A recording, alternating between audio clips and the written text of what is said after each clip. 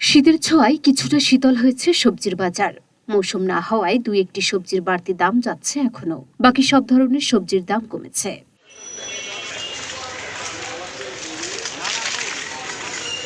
রাজধানীর বিভিন্ন বাজার ঘুরে দেখা গেছে সবজির দামে স্বস্তির চিত্র। প্রতি পিস ফুলকপি আর বাঁধাকপি বিক্রি হচ্ছে ৩০ টাকা করে। এছাড়াও গাজর, লম্বা বেগুন প্রতি কেজি ৫০ টাকা করে, পেঁপের কেজি ৪০ টাকা, পাকা টমেটো ৬০ টাকা, কাঁচা টমেটোর কেজি ৪০ টাকা, মূলা প্রতি কেজি ৩০ টাকা দরে বিক্রি হচ্ছে।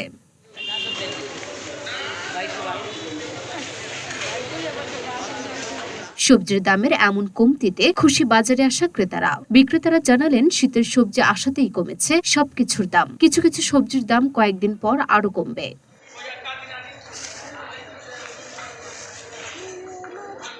Luna Afroz, Nipa, Dhaka post.